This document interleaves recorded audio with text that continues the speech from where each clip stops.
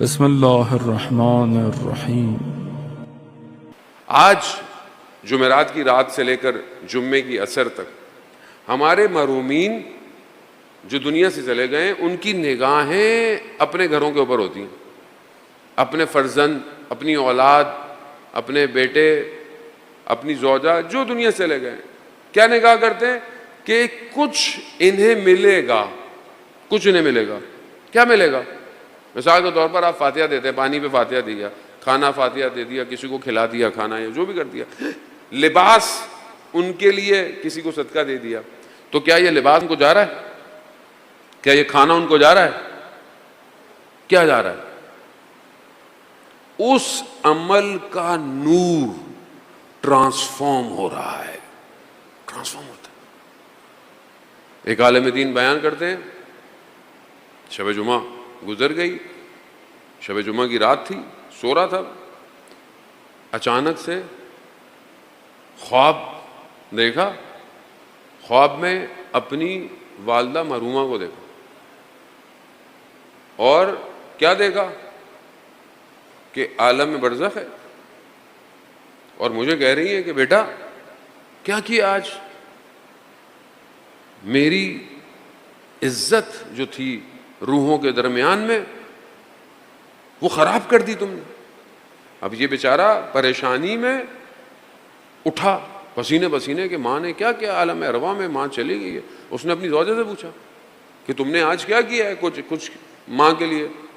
کہا کہ میں کھانا بنا رہی تھی تو غریب کو کھانا دینا تھا، لیکن اچانک سے باہر فقیر کی آواز آئی تو میرے پاس برتن نہیں تھا کوئی، تو میں نے وہ ایک تشت جو حمام میں رکھا ہوا تھا میں نے اس میں کھانا رکھا اور دے دیا۔ کہا یہ تم نے کیا کیا؟ کیونکہ جو یہاں دو گے وہ وہیں ویسا ہی جاتا ہے نور، تم نے جس طریقے سے دیا وہ ویسا ہی نور۔ میری ماں کہہ رہی میری عزت خراب ہو گئی، کس میں میری بہو نے کھانا دیا مجھے؟ کیا آپ کیا سمجھتے ہیں ان کو نظر نہیں آتا، ان کو ملتا نہیں ہے؟ ایسا نہیں ہے۔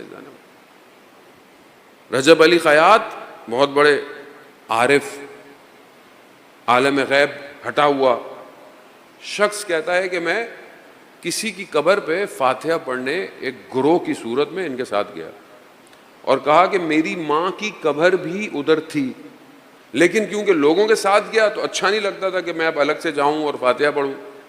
جیسے ہی میں قبرستان سے باہر نکلنے لگا، قبرستان کے دروازے پر رجب علی خیاط نے مجھے روکا، کہا عالم برزخ میں تمہاری ماں خدا سے شکوہ کر رہی ہے کہ میرا بیٹا بغیر فاتحہ پڑھے واپس جا رہا ہے۔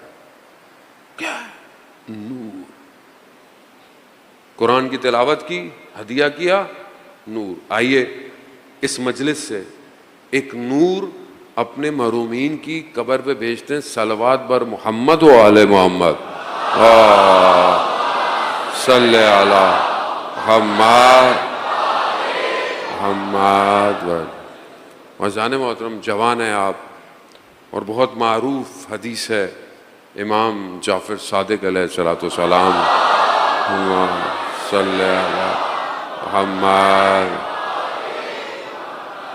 امام فرماتے ہیں کہ اگر تم اپنے چہرے کا نور چاہتے ہو، اپنے چہرے کا نور چاہتے ہو تو تہجد کی نماز پڑھا کرو۔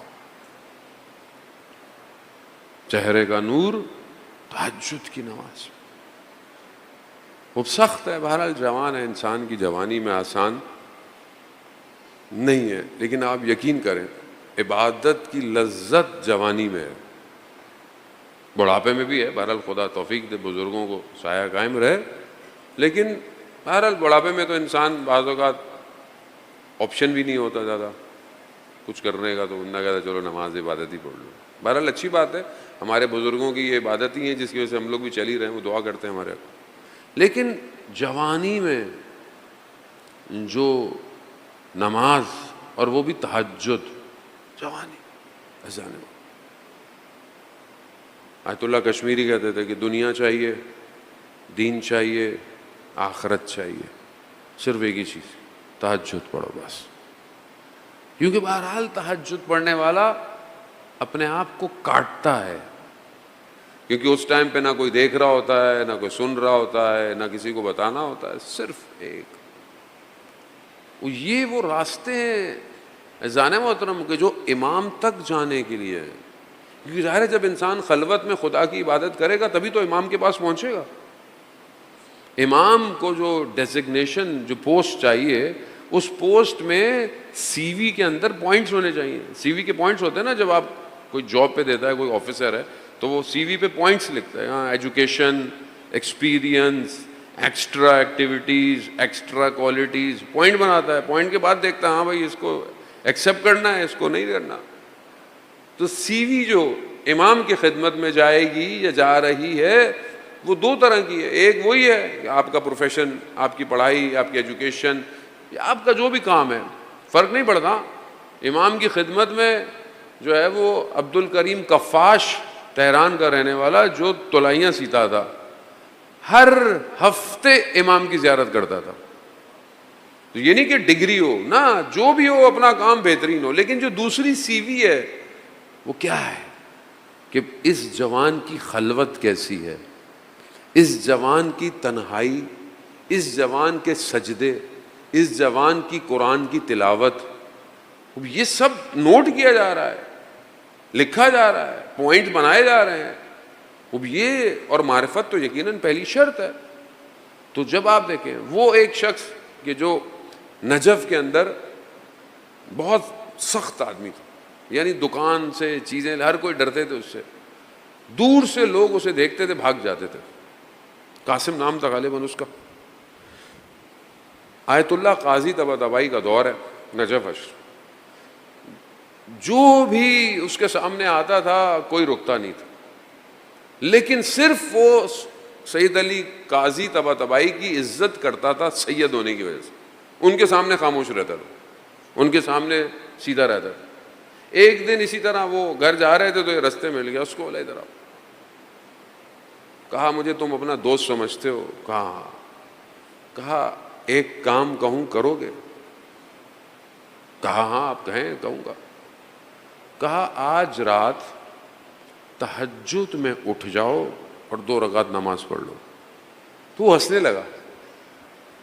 کہا میں تو ساری رات کیوے خانوں میں بیٹھا رہتا ہوں، میں تو صبح کی نماز نہیں پڑھی، آپ تہجد کی بات کرتے ہیں. کہا دیکھو دوستی ہے کہ نہیں ہے؟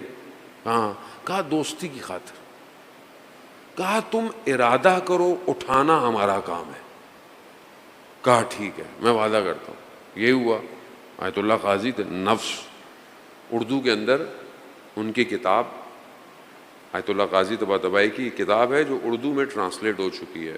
میں جوانوں سے کہوں گا کہ بہرحال ٹائم نکالیں اور اس کتاب کا نام ہے کہکشاں نیستی. کہکشاں اردو کے اندر ہو گئی ہے، بک اسٹالوں میں آپ کو بڑی ملے گی. تھوڑی سی زحمت کریں، بہرحال علماء کی تاریخ پڑھنی چاہیے. وہ کہتے ہیں کہ اٹھ گیا، انہوں نے اٹھا دیا، اس ارادہ کیا. اب یہ اٹھا اور یہ وضو کرنے گیا حوض میں. جیسے وضو کرنے گیا تو اس نے آسمان کو دیکھا اور خدا سے بات شروع کر دی. پروردگار میں تو گناہگار آدمی ہوں، میری کیا عبادت، میں اس ٹائم تو نے مجھے اٹھا دیا، میرے پاس تو کچھ نہیں ہے مگر جو تیرے ولی اس ٹائم عبادت کرتے ہیں انہی کے. بس وہ ایسا تبدیل ہوا کہ بہت بڑا عالم بن گیا. ایک تہجد کی نماز. یہ نور ہے. آپ کیا سمجھتے ہیں مطلب جو تہجد پڑھا ہے وہ نور ہے؟ نور آ رہا ہے، نور کو سیو کر رہا ہے اپنے وجود کے اندر، اور یہی نور اس کو پورا دن پھر چلاتا ہے. یہ جو نور آپ سیو کرتے ہیں یہ نور آپ کو ہدایت کرتا ہے. اور جو انسان اپنے وجود میں نور کو سیو کر لے تو پھر یہ نور صرف اس کو نہیں بلکہ اس کے اطراف کے لوگوں کو بھی لے کے چلتا ہے. اور جب انسان اس دنیا سے چلا جائے گا تو اس عالم میں اس نور کی بہت ضرورت ہے، بہت ضرورت. قبر میں، قبر کے اوپر آپ سولر پلیٹس لگا دیں، قبر میں روشنی ہوگی کیا؟ نہیں، قبر کے اوپر لائٹ جل جائے گی، اندر روشنی خود لے کے جانی ہے، خود لے کے جانی ہے۔